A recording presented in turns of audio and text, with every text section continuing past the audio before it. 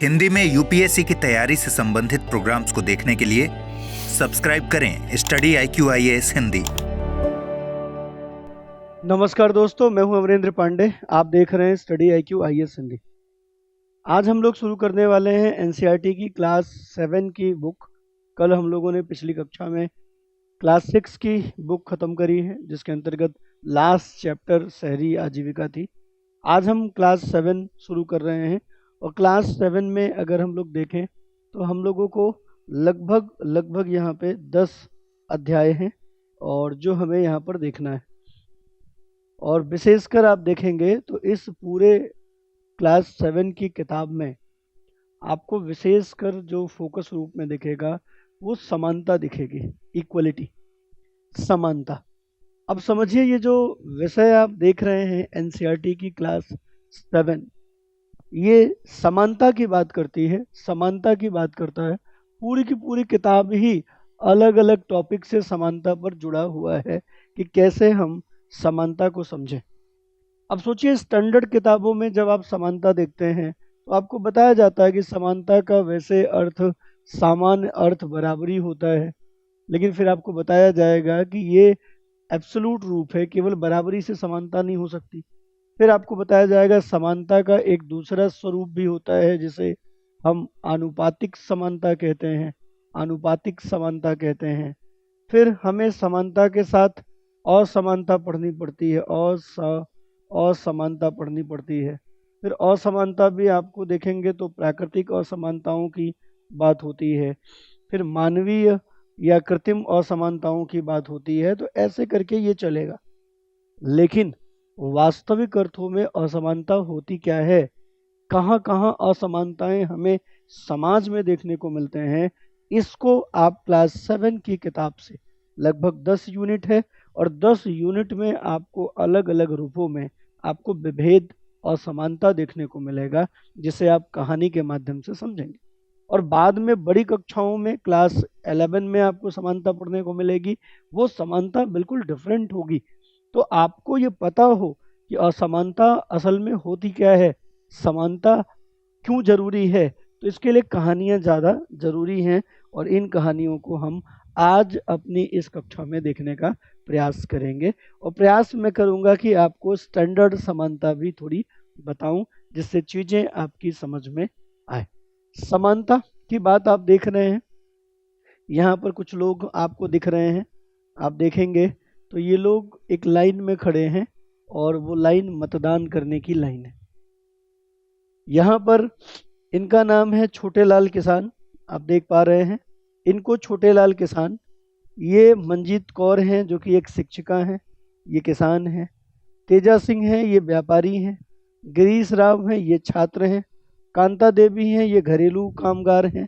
और सुजाता कुमारी हैं, ये भी घरेलू कामगार हैं। आप देखिए, अलग अलग घरों में घरेलू कामगार हो या कोई स्टूडेंट हो या कोई व्यापारी या शिक्षिका या कोई किसान, सब एक लाइन में खड़े हैं मतदान के लिए। ये जो चीज़ है ये बताती है कि इनका प्रोफेशन कुछ भी हो, ये अलग अलग फील्ड से, अलग अलग क्षेत्र से आते हैं, लेकिन मतदान जो कि लोकतंत्र का एक अनिवार्य हिस्सा है, उसमें सब एक ही लाइन में खड़े हैं। यहाँ कोई अलग लाइन नहीं है कि किसानों की अलग लाइन हो, कामगारों की अलग लाइन हो। ये भारत में समानता को दर्शाते हैं, समानता को दिखाते हैं। लेकिन समानता असल में होती क्या है, उसको थोड़ा सा हम लोग यहाँ पे समझने का प्रयास करेंगे। देखिए, भारत एक लोकतांत्रिक देश है, आप देख पा रहे होंगे यहाँ पे। तो भारत एक लोकतांत्रिक देश है। कक्षा 6 में आप लोगों ने पढ़ा भी था कि लोकतांत्रिक सरकार की जो मुख्य तत्व होते हैं वो क्या है। तो आपने पढ़ा था कि भागीदारी, ये जो लाइन में लगे हैं, ये भागीदारी को स्थापित करती है। समानता और न्याय लोकतंत्र की मुख्य विशेषता है। इसकी कार्यप्रणाली के सभी पहलुओं को प्रभावित करती है। इस अध्याय में हम समानता के बारे में अधिक जानेंगे और लोकतंत्र यह आवश्यक क्यों है और भारत में सब समान हैं या नहीं है, इस बात की हम लोग पड़ताल करेंगे। कहानी के माध्यम से जानेंगे कि समानता की स्थिति क्या है। कहानी शुरू होती है चुनाव के दिन से। चुनाव के दिन कांता और उसकी दोस्त सुजाता वोट डालने की बारी का इंतजार कर रही थी। कांता और सुजाता को आप पहचान सकते हैं। कांता और सुजाता को आप पहचान सकते हैं। ये कांता है और ये सुजाता है। इनको आप यहाँ पहचान लीजिए। ये लोग वोट देने की लाइन में खड़े हैं, लाइन में खड़े हैं और अपनी बारी का इंतजार कर रहे हैं। आपस में बातचीत भी इनकी बड़ी अच्छी है और ये समानता के ऊपर बातचीत कर रही हैं। कितनी अच्छी बात है न सुजाता कि हम सब अपने देश के समान नागरिक के रूप में वोट डाल सकते हैं। जैन साहब भी हमारे साथ इसी लाइन में खड़े हैं, ये बता रही हैं। मतलब जिनके यहाँ ये काम करने जाती हैं वो भी इसी लाइन में खड़े हैं। मतलब मालिक और नौकर वाला कोई कॉन्सेप्ट ही नहीं है। ठीक है, सुजाता कह रही है कि हाँ बिल्कुल, हाँ बिल्कुल। चल कांता, अब तेरी बारी आ गई है और मैं तो उसे वोट दूंगी जिसने हमारे मोहल्ले में पानी की पाइप लाने का वादा किया है। अर्थात जो मतदान होते हैं वो हम इसी तरीके के वादों पे करते हैं, इसी तरीके के वादों पे करते हैं, इसी तरीके के वादों पे करते हैं। ठीक, आप देखेंगे तो लाइन में कुछ और भी लोग हैं। समानता की बारी आई, लोकतंत्र की समानता, तो लाइन में आपको कुछ और भी लोग दिख रहे हैं। इसमें अब्दुल रहमान हैं जो कारीगर हैं और ये धर्म इनका जो है वो मुस्लिम है। शबनम बानो ये गृहिणी हैं और इनका भी जो धर्म है वो मुस्लिम है। ग्रेसी लेलेंग ये एक परामर्शदाता हैं और देखा जाए तो इनके नाम से आप बता सकते हैं कि ये क्रिश्चियन है। आइजैक लेलेंग ये सरकारी अधिकारी हैं और ये भी क्रिश्चियन है। रुखसाना मिर्जा ये मीडिया कर्मी है और ये इस्लाम धर्म से संबंधित है। योगराज जो कि बेरोजगार हैं और ये हिंदू धर्म से संबंधित हैं। अशोक जैन जो कि उद्योगपति हैं, ये भी हिंदू धर्म या जैन धर्म से संबंधित है, जो हिंदू धर्म का एक शाखा के रूप में देखा जाता है, तो जैनी। अब यहाँ धार्मिक रूप से भी देखिए, जो लोग अलग हैं वो भी एक लाइन में लगे हैं और इनका प्रोफेशन भी, कोई उद्योगपति है, कोई बेरोजगार है, कोई मीडिया कर्मी है, कोई सरकारी अधिकारी है और ये सब एक लाइन में लगे हैं। किस लिए? मतदान करने के लिए।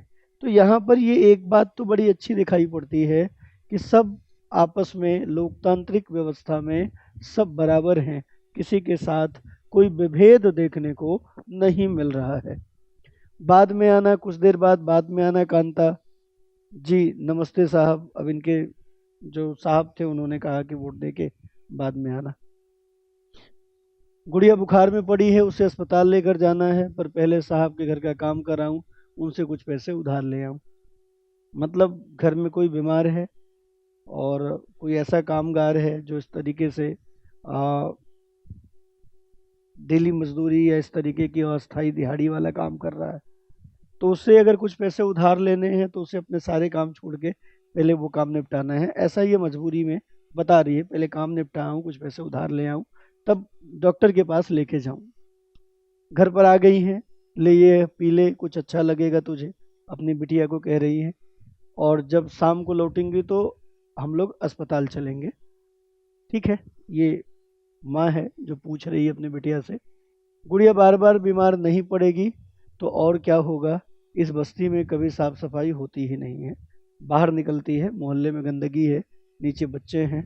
तो दूसरा कोई गुड़िया, वही महिला जो है वो यही कह रही है, सोच रही है कि इतनी गंदगी है, बार बार बीमार नहीं पड़ेगी तो क्या होगा।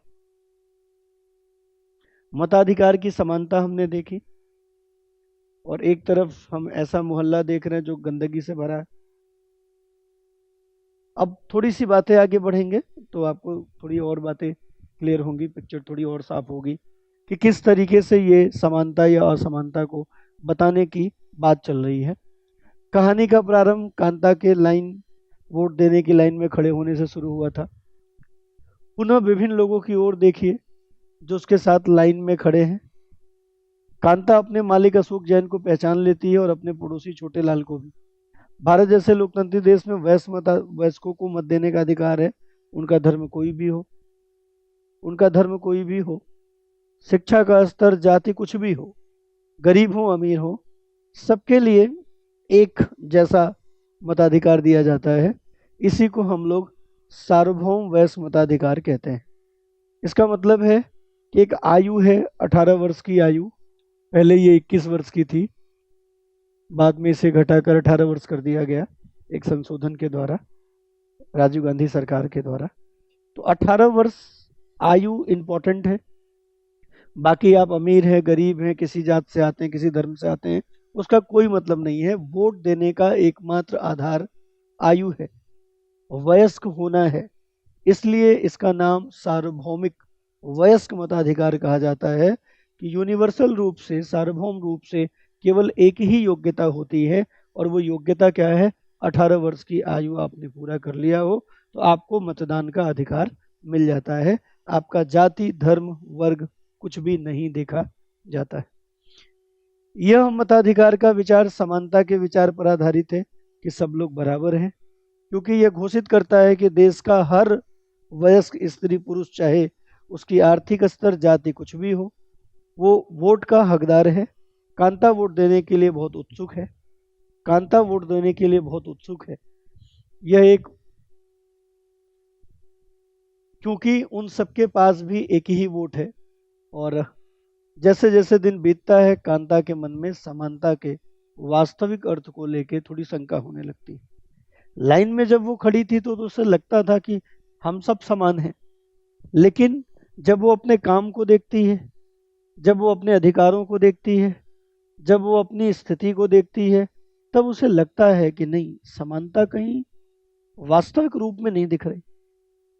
जब कांता अपने मालिक से उधार लेती है तो उसे अपनी बच्ची को बीमार छोड़कर भी उसके यहाँ काम करने जाना होता है।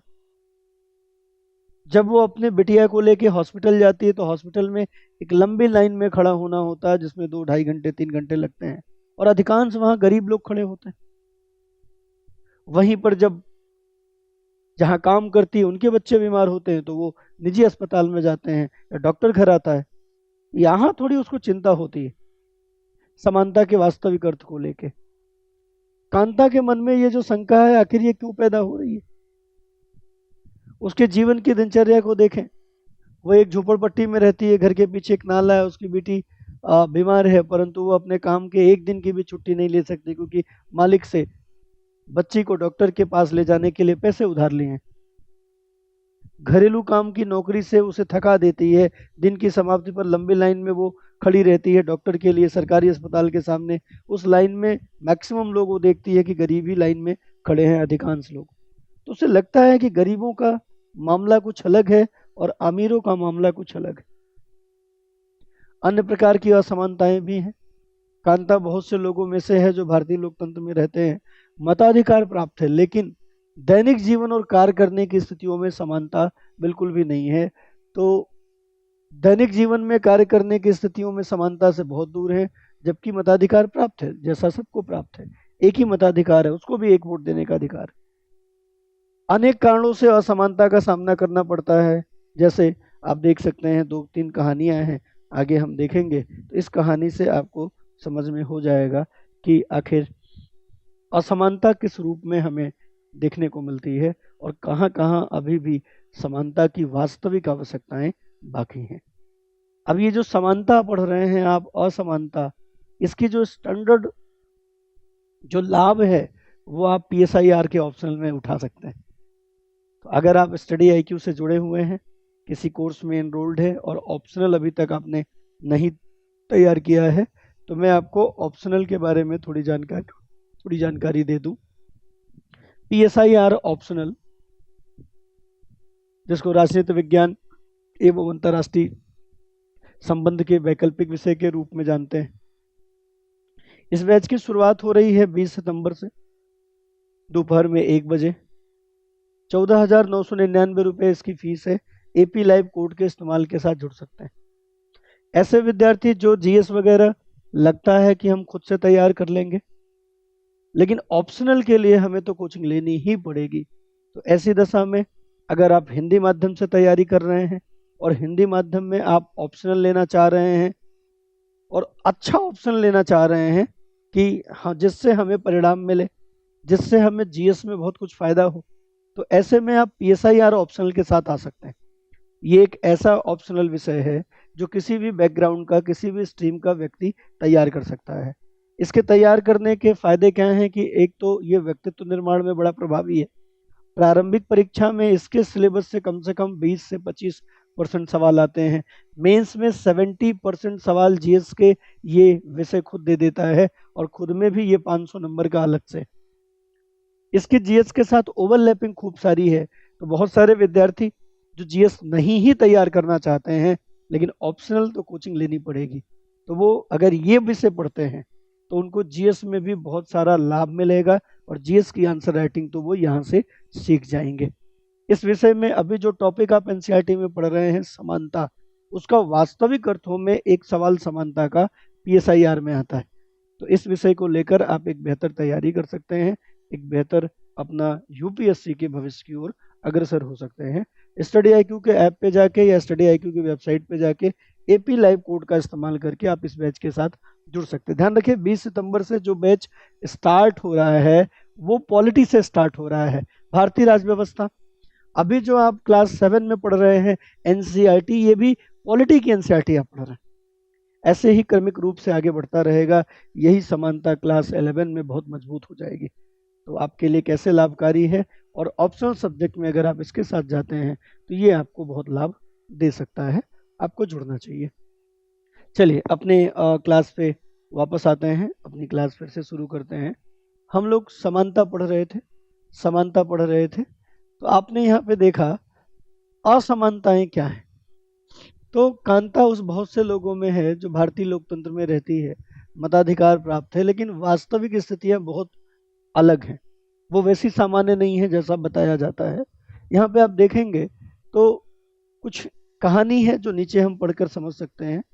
आप देखेंगे अगर आप ग्रामीण क्षेत्र में रहते हैं तो बहुत छोटी उम्र में ही आपको जातिगत पहचान का अनुभव हो जाता है, आप किस जाति से हैं।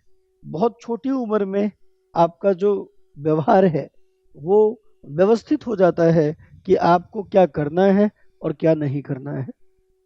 एक विज्ञापन कॉलम आजकल उठा लीजिए, हाँ ऐसे लोग जो विद्यार्थी क्लास में हैं और शहर में रहे हैं, गांव से उनका दूर दूर तक लेना देना नहीं है, तो उनके मन में यह आ सकता है कि अरे नहीं, शहरों में तो ऐसा कोई जातिगत बात नहीं है, हमारे आसपास पड़ोस में सब अलग अलग सरनेम के लोग रहते हैं, लेकिन कोई खास ऐसा कोई दुराव नहीं है, कोई छुआछूत जैसी कोई व्यवस्था नहीं है ना। एक दूसरे से अगर कोई फंक्शन होता है, एक दूसरे के घर आते जाते हैं, तो वो कह सकते हैं कि जातिगत विभेद नहीं है।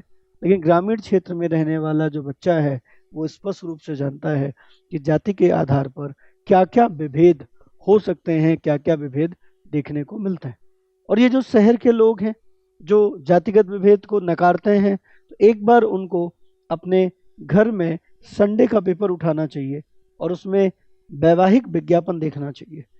जैसे ही वैवाहिक विज्ञापन देखेंगे आपको पता लग जाएगा कि ब्राह्मण का कॉलम अलग है, राजपूत का कॉलम अलग है, वैश्य का कॉलम अलग है ना। सबके अलग अलग कॉलम हैं और सब में यही कहा गया है कि इसी वर्ग की वर चाहिए या इसी वर्ग की बहू चाहिए, और सामने लिखा रहता है कि लंबा कद, काठी, इतने हाइट, गोरा, सुंदर और इस कुल की, इस जाति के, इस वर्ण की या इस गोत्र की सुंदर वधू चाहिए। आगे लिखा रहता है बीएससी, एमएससी, पीएचडी। तो आपको आइडिया लग जाएगा कि कितना भी पढ़ाई हो जाए लेकिन आज भी जातिगत व्यवस्थाएं बहुत गहरी बैठी हुई हैं। एक कहानी एक स्कूल में दलित बच्चे की है, और आप देखेंगे तो दलित शब्द आप समझते हैं कि दलित शब्द निचली जातियों के लिए इस्तेमाल किया जाता है। और ये कहानी है ओम प्रकाश वाल्मीकि, जो कि एक प्रसिद्ध दलित लेखक भी हैं, जिनकी अपनी रचना बड़ी लोकप्रिय है। जूठन आत्मकथा वो अपनी लिखते हैं, और अपनी आत्मकथा जूठन नाम से आत्मकथा है इनकी। ये अपनी आत्मकथा में लिखते हैं कि कक्षा में मुझे दूसरों से अलग बैठना पड़ता था क्योंकि दलित वर्ग के थे। कभी कभी फर्श पे बैठना पड़ता था क्योंकि वो जो टाट पट्टी, मतलब एक तरीके का टाट जो है वो बोरे का एक होता था जिसपे बैठ के पढ़ाई होती थी। पढ़ाई जमीन पे ही बैठने को होती थी जो बच्चे होते थे, लेकिन उसमें भी उन्हें फर्श पे बैठना पड़ता था क्योंकि जो अन्य वर्ग के लोग थे वो अपने आसपास नहीं बैठने देते थे। दरवाजे के पास लिखने कभी कभी बैठना पड़ता था और कभी कभी इन्हें बिना कारण बस मारा पीटा भी जाता था जो शिक्षक थे। जब वो कक्षा 4 में थे तब उन्होंने कहा कि प्रधानाध्यापक ने मुझे खेल के मैदान में झाड़ू लगाने को कहा। वो लिखते हैं कि मुझ जैसे छोटे कदकाठी कमज़ोर बच्चे से इतने बड़े मैदान की सफाई कराना बिल्कुल भी औचित्यपूर्ण नहीं था, लेकिन फिर भी मुझसे 2 दिन तक ये काम कराया जाता रहा। क्यों? क्योंकि मैं दलित वर्ग से बिलोंग करता था। एक बार देखिए वो विज्ञापन, जो जिस विज्ञापन की बात हो रही है, कि अगर आप पेपर उठाएं और विज्ञापन देखने का प्रयास करें। देखिए कुर्मी क्षत्रिय लिखा हुआ है और ये कह रहे हैं BSc microbio, MSc biotech, BEd, assistant professor, private college है, सजातीय वर चाहिए, मतलब कुर्मी छतरी ही इनको चाहिए, जबकि इनको वर चाहिए। इसका मतलब है कि ये पढ़ी लिखी महिला का प्रोफाइल है। ब्राह्मण जिजोदिया बुंदेलखंडी ब्राह्मण, ध्रुव कौशल वर्ण एमए 3 विषयों में, अन्य डिप्लोमा कोर्स हेतु वर चाहिए सर्व ब्राह्मण मान्य, मतलब इतने पढ़े लिखे होने के बाद इनको ब्राह्मण ही चाहिए, कोई अन्य जाति का कोई भी नहीं चाहिए। तो अगर आप शहरों की बात करें और पढ़ाई लिखाई की बात करें तो आप देख सकते हैं कि जातिगत व्यवस्था अभी भी उसी तरीके से मजबूत है। तोमर राजपूत हैं, मैकेनिकल इंजीनियर हैं। B computer science Chhattisgarh, Agarwal कन्या इनको चाहिए, स्वजाति कन्या चाहिए। तो ये जो आप देख पा रहे हैं विज्ञापन, इस विज्ञापन से आपको जातिगत व्यवस्था थोड़ी सी समझ में आएगी। ये देखिए इनकी आत्मकथा है ओम प्रकाश वाल्मीकि का, जिन्होंने जूठन नाम से अपनी आत्मकथा लिखी है। जूठन नाम से आत्मकथा लिखी है। ये लिखते हैं कि मेरी पीठ दर्द करने लगी थी, मेरा चेहरा धूल से भर गया था, मेरा चेहरा धूल से भर गया था, मेरे मुंह के अंदर चली जा रही थी धूल। मेरी कक्षा के दूसरे बच्चे पढ़ रहे थे और मैं झाड़ू लगा रहा था। प्रधानाध्यापक भी अपने कमरे से ये चीज़ देख रहे थे। मुझे एक बार पानी पीने की भी अनुमति नहीं थी, दिन भर झाड़ू लगाता रहा। स्कूल के कमरे के दरवाजे और खिड़कियों से शिक्षक लड़के तमाशा देखते रहे। ओम प्रकाश से अगले 2 दिनों तक स्कूल और खेल के मैदान में झाड़ू लगवाई जाती रही। जब उधर से उसके पिता गुजर रहे थे ओम प्रकाश वाल्मीकि के, तो उन्होंने देखा और शिक्षकों से साहस पूर्वक सामना किया और ओम प्रकाश का हाथ पकड़कर स्कूल से बाहर ले जाते हुए ऊंचे स्वर में सबको सुनाते हुए उन्हें कहा था कि तुम एक शिक्षक हो, इसलिए अभी मैं जा रहा हूँ, लेकिन मास्टर इतना याद रखना कि ये बच्चा यहीं पढ़ेगा, इसी स्कूल में, और अकेला ही नहीं, इसके बाद और भी बहुत सारे यहाँ पढ़ने आएंगे। मतलब उनके पिता ने कहा कि दलित वर्ग होने का मतलब ये नहीं है कि आप इस तरीके का असमान व्यवहार कर सकते हैं, और आप तो शिक्षक हैं, आपको समानता का व्यवहार करना चाहिए। अब और भी बच्चे आएंगे और सब अपना हक मांगेंगे, अपना अधिकार मांगेंगे कि उनको भी समानता का अधिकार प्राप्त है। एक तो ये कहानी थी। दूसरी कहानी एक ऐसी घटना पर आधारित है जो भारत के एक बड़े शहर में घटी, और अक्सर अलग अलग समय पे ऐसी घटनाएं अन्य लोगों के साथ भी हुई है। आप किसी क्षेत्र विशेष के हैं, आपके साथ इस आधार पर विभेद हो सकता है, किसी जाति विशेष के हैं, किसी धर्म विशेष के हैं, किसी खान पान को फॉलो करते हैं, ऐसा हो सकता है। एक समय ऐसा था कि भारत में एक धर्म विशेष के लोगों को बहुत सारे लोग अपना घर मकान देने में विभेद करते थे। ये कुछ वैसी ही घटना है, सामान्य सी घटना है। भारत के एक बड़े शहर में ये घटी और अधिकांश भागों में ये सामान्य बात है। आप अगर विद्यार्थी हैं और आप कमरा ढूंढने जाते हैं तो आपके आत्मसम्मान को कई बार मकान मालिकों द्वारा चोट पहुंचाई जाती है। कभी तो कोई बाहर से ही कमरा आपको नहीं दिखाता कि अरे नहीं नहीं ये तुम नहीं ले पाओगे, है ना, बड़ा अच्छा कमरा है, मॉड्यूलर किचन बना हुआ है, आपका रंग रूप देख के कहते नहीं नहीं ये तो ले नहीं पाएगा, आप भले कितने पैसे लेके गए हो, मना कर देते, उनको आप पसंद नहीं है। कभी कोई जाति पूछता है किस जाति के हो तब कमरा देंगे, कोई धर्म पूछता है, कोई तो आपसे ये पूछता है कि फैमिली है नहीं है, आप कह दो अनमैरिड है, कहते नहीं नहीं हम तो बस फैमिली को ही देंगे। तो कभी कभी आपको लगता है कि आखिर क्या ही दिक्कत है भाई, सीधे सभ्य आदमी है। फिर भी ऐसी चीजें। तो ये कहानी कुछ ऐसी ही है। श्रीमती अंसारी की है और श्री अंसारी की है। किराए पे एक मकान ढूंढ रहे थे, पैसे वाले थे, कोई भी किराया अफोर्ड कर सकते थे।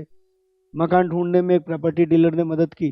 डीलर ने बताया कि खाली मकान बहुत हैं और वो दिखाने भी ले गया। एक अच्छा मकान उसने दिखाया भी। दिखाने के बाद वो उन्हें पसंद भी आया, इन्होंने लेने का मन भी बना लिया। लेकिन मकान मालिकिन ने ये पूछा कि आपका नाम क्या है। जैसे इन्होंने नाम बताया कि मैं अंसारी हूँ, वो बहाने बनाने लगी और उन्होंने कहा कि हम अपना मकान ऐसे लोगों को नहीं देंगे जो मांसाहारी हों, जो वेजिटेरियन हों उनको देंगे, नॉन वेजिटेरियन को नहीं देंगे। वो दंपत्ति बड़ा आश्चर्यचकित रहा, जबकि वहीं पड़ोस से मछली पकाने की गंध आ रही थी। मकान पसंद आया लेकिन उन्होंने फिर भी दोहराया, लेकिन ऐसा मिला नहीं। दूसरा मकान देखा, वहां पर भी इसी तरीके की समस्या आई। प्रॉपर्टी डीलर ने उन्हें सुझाया भी कि आप अपना नाम अंसारी की बजाय श्री कुमार बताएं, लेकिन उन्होंने ऐसा करने से मना कर दिया और मकान ढूंढते रहे। लगभग 1 महीने के जद्दोजहद के बाद इन्हें जो है मकान मिल पाया। तो जो सुझाव था प्रॉपर्टी डीलर का, उस सुझाव को ये इन्होंने नहीं माना, क्योंकि वो आत्मसम्मान के विरोध में था। तो जब भी आपके आत्मसम्मान को ठेस पहुंचे, जब भी आपके गरिमा को ठेस पहुंचती है, तो उसे हम विभेद के रूप में देखते हैं। ठीक है, तो आप देख सकते हैं कि अंसारी दंपति को उन्होंने मकान लेने का निर्णय किया, फिर भी मकान मालिक नाम सुनते ही बहाने बनाने लगे। मांसाहारी की बात उन्होंने कही आदि आदि, लेकिन ऐसा कोई मतलब था नहीं। उन्होंने कहा कि पड़ोस से मछली की बू आ रही। इसे मानवीय गरिमा का मूल्य कहते हैं। अब तक आप समझ गए होंगे कि कुछ लोगों के साथ असमानता का व्यवहार बस केवल इसलिए हो रहा है क्योंकि उनका जो जन्म है वो किसी खास जाति, विशेष जाति या वो किसी विशेष लिंग या धर्म से जुड़े हुए हैं। उच्च वर्ग के हैं या मध्यम वर्ग के हैं या निम्न वर्ग के हैं, इस आधार पर विभेद होता है। ओम प्रकाश वाल्मीकि और अंसारी परिवार के साथ असमानता का जो व्यवहार किया गया, उसके 2 कारण थे, एक जातिगत और एक धर्मगत। इन लोगों के साथ असमानता का व्यवहार होता है तो उनके सम्मान को ठेस पहुंचता है। ओम प्रकाश वाल्मीकि तथा अंसारी दंपत्ति के साथ किए गए व्यवहार उनकी गरिमा को ठेस पहुंचाता है, उनकी मानवीय गरिमा को ठेस पहुंचाता है। ठीक है, महसूस कराया गया कि आप समान नहीं हैं, आप अलग हैं, और उसके लिए अलग व्यवहार किया गया। और ये सारी चीज़ें ये बताता है कि समानता वैसी नहीं है जैसी समानता की बात है।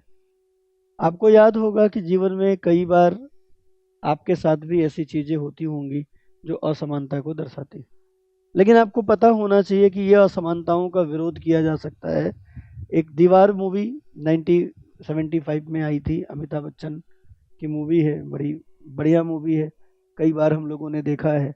आप लोग नए उम्र के लोग हैं, अगर नहीं देखा है तो एक बार देखने का प्रयास कीजिए। इसमें एक व्यक्ति जूता पॉलिश कराता है और पैसे फेंकता है, तो कहता है कि पैसे उठा के दो, मेरे अपने काम का भी क्या है, सम्मान है, पैसा फेंक के दोगे, ये मेरा अपना काम है।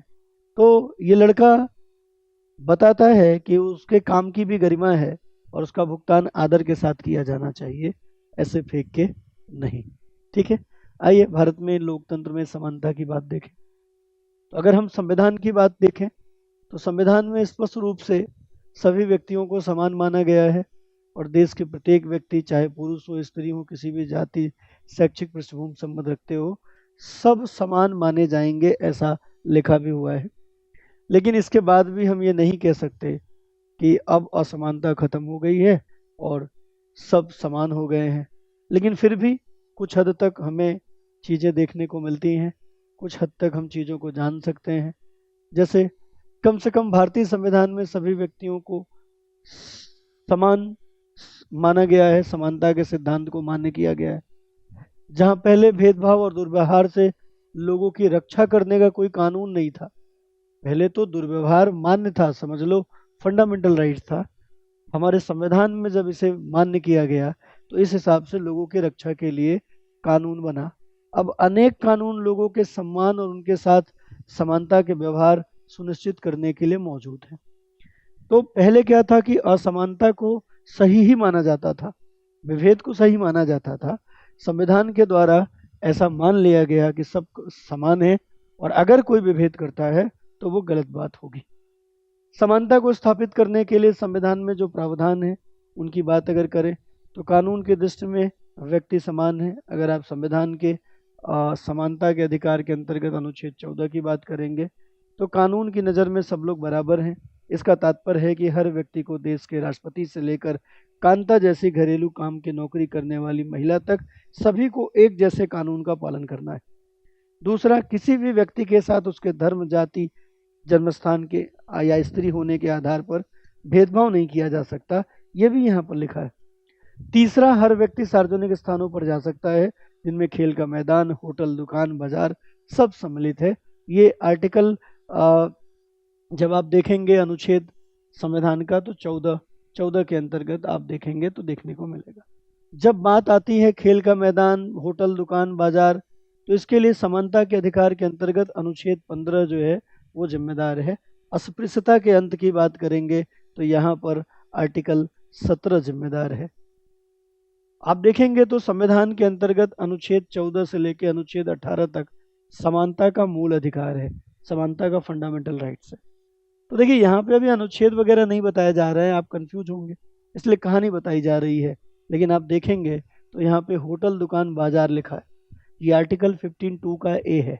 आप देखेंगे तो सार्वजनिक कुआं, सड़क, नहाने का, घाटों का उपयोग लिखा है, ये आर्टिकल 52 का बी है। ठीक, तो आगे कक्षाओं में ये सब जुड़ते जाएंगे। शासन संविधान द्वारा मान्य किए गए समानता के अधिकार को दो तरह से लागू करता है, पहला कानून के द्वारा और दूसरा सरकारी योजनाओं के द्वारा। इन दो तरीके से समानता स्थापित करने का जो प्रयास है वो आपको देखने को मिलता है, वो प्रयास आपको देखने को मिलता है, वो प्रयास आपको देखने को मिलता है। ठीक, अब अगर देखें तो इस दिशा में सरकार के द्वारा उठाया गया एक कदम है मध्याह्न भोजन योजना। मतलब मिड डे मील की बात हो रही है कि मिड डे मील को अगर आप देखिए तो आप देख सकते हैं कि सरकार के द्वारा उठाया गया एक ऐसा कदम है जिससे एक तो गरीब बच्चों को लाभ हो सके, शिक्षा का वो भोजन प्राप्त कर सके। दूसरा, भोजन बनाने के दौरान जो भोजन बनाने वाले लोग हैं उसमें कई ऐसे स्कूलों में दलित महिलाओं को, एक तो महिलाओं को नियोजित किया गया, ऊपर से दलित महिलाओं को, और जो भोजन करने की बात है तो उनकी पंक्ति लगती है, उस पंक्ति में सभी वर्ग के बच्चे स्कूल में पढ़ते हैं तो वो एक साथ खाते हैं। तो इससे दो चीज़ें दिखाई पड़ती हैं, एक तो कि इससे गरीबों को लाभ हो रहा है, स्कूल आने वाले बच्चों की संख्या बढ़ रही है, वहीं दूसरी तरफ हमें ये भी देखने को मिल रहा है, वहीं दूसरी तरफ हमें ये भी देखने को मिल रहा है कि जो विद्यार्थी हैं, जो ये बच्चे हैं, इन बच्चों को कहीं ना कहीं आप आपस में जो जातिगत विभेद था वो भी दूर हो रहा है।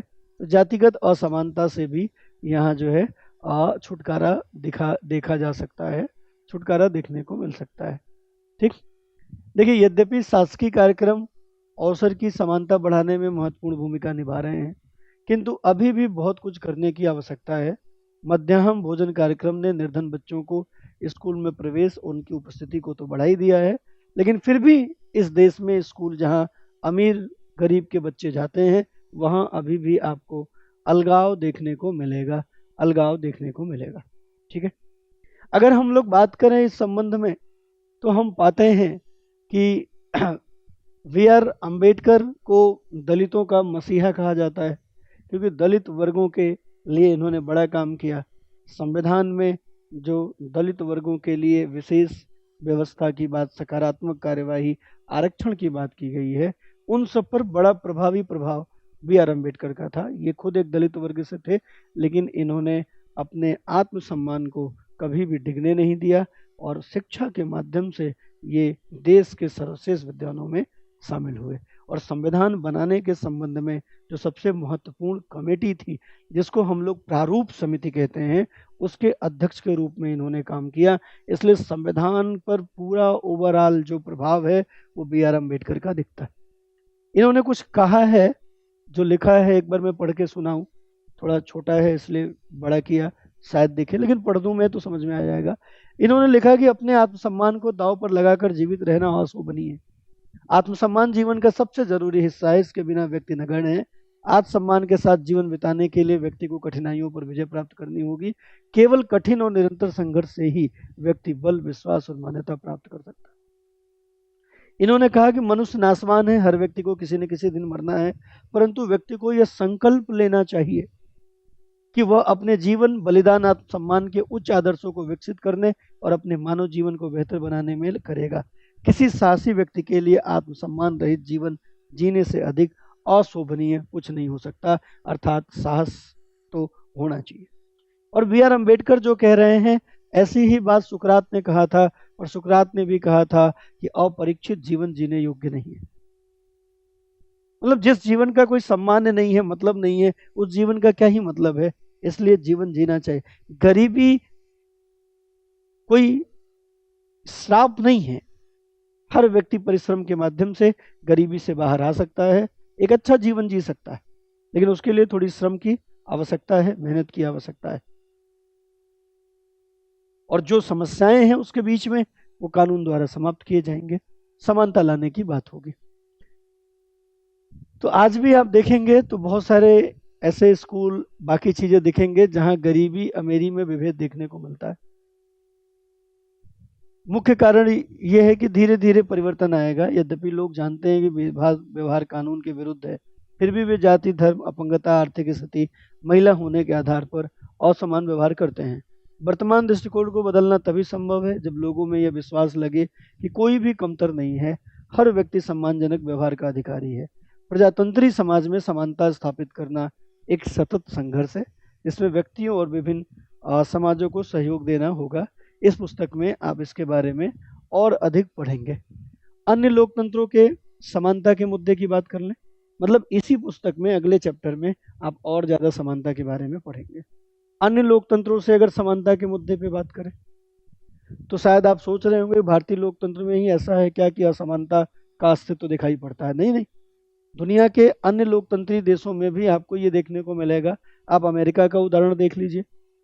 अमेरिका में गोरे और अफ्रीकन अमेरिका, ये लोग अश्वेत होते हैं, वहीं पर जो अमेरिका में और लोग हैं श्वेत हैं। इनके बीच में बड़ा अंतर है, बड़ा विभेद था। जो अफ्रीकी अश्वेत थे, ये इनके पूर्वज गुलाम थे, अमेरिका में काम करने के लिए लाए गए थे, अफ्रीका से लाए गए थे, बाद में यहीं बस गए पीढ़ी दर पीढ़ी। तो इनके साथ बड़ा विभेद होता था।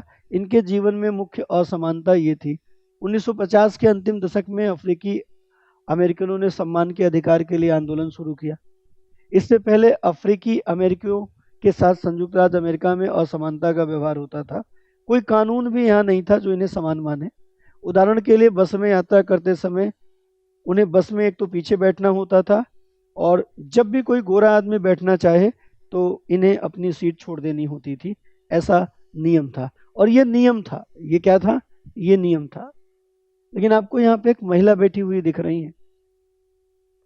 इस एक महिला के एक साहसी कदम ने पूरा आंदोलन खड़ा कर दिया। कहाँ पर? अमेरिका में। इस महिला का नाम था रोजा पार्क्स। रोजा पार्क्स ने एक अफ्रीकी अमेरिकन महिला थी। दिसंबर 1955 में एक दिन भर काम करके थक जाने के बाद बस में उन्होंने अपनी एक सीट एक गोरे व्यक्ति को देने से मना कर दिया। उस दिन इनके इनकार से अफ्रीकी अमेरिकियों के साथ असमानता को लेकर एक बड़ा आंदोलन शुरू हुआ, और फाइनली नागरिक अधिकार आंदोलन इसे नाम दिया गया, सिविल राइट्स मूवमेंट। और 1964 में नागरिक अधिकार अधिनियम से नस्ल, धर्म, राष्ट्र, मूल के आधार पर जो विभेद था वो समाप्त हुआ। इसके आधार पर देखा जाए तो वहां पर समानता की बात हुई, लेकिन इसका मतलब ये नहीं है कि समानता पूरी तरीके से आ गई। अफ्रीकी अमेरिकन जो हैं, इनके बच्चे स्कूलों के दरवाजे खोले जाएंगे ऐसा कहा गया, अलग स्कूल में नहीं जाना पड़ेगा ऐसा कहा गया। लेकिन इतना सब होने के बावजूद भी, चूंकि ये ज़्यादातर गरीब थे, इसलिए इन्हें ऐसे स्कूलों में प्रवेश लेते थे जहाँ पर कम सुविधाएं हैं, अच्छे शिक्षक नहीं हैं, कम चीज़ें हैं। वहीं पर जो अमीर बच्चे हैं वो निजी स्कूलों में जाते थे, अच्छे स्कूलों में जाते थे। तो इतना होने के बावजूद भी आप देखेंगे तो विभेद तो कहीं ना कहीं आपको मिलेगा ही, कहीं न कहीं विभेद तो आपको देखने को मिलेगा ही। ये था समानता का पहला चैप्टर, जिस पे आपने केवल समानता के बारे में देखा और विशेषकर आपने देखा कि जाति धर्म के आधार पर विभेद होता है, रंग रूप के आधार पर विभेद होता है और ये विभेद हमें शुरू से देखने को मिलता है। ये चीज़ आपको यहाँ पर देखने को मिल गई। अब कल की क्लास जो होगी उस क्लास में हम लोग यूनिट 2 पढ़ेंगे और इसका जो मुख्य भाग है स्वास्थ्य में सरकार की भूमिका, स्वास्थ्य क्षेत्र में सरकार की क्या भूमिका होती है उसको आप देख पाएंगे। लगे हाथ एक बार मैं फिर से आपको बता दूं कि अगर आप PSIR ऑप्शनल की तैयारी करना चाहते हैं तो 20 सितंबर से बैच शुरू हो रहा है। 14,999 रुपये में आपको एडमिशन मिल जाएगा AP लाइव कोड के साथ। तो फटाफट जुड़िएगा, इस क्लास को अपने दोस्तों मित्रों तक शेयर करिए और लाइक करना न भूलिए। चैनल पर अगर आप नए हैं तो चैनल को सब्सक्राइब जरूर कीजिए। धन्यवाद। जय हिंद। हिंदी में UPSC की तैयारी से संबंधित प्रोग्राम्स को देखने के लिए सब्सक्राइब करें स्टडी IQ IAS हिंदी।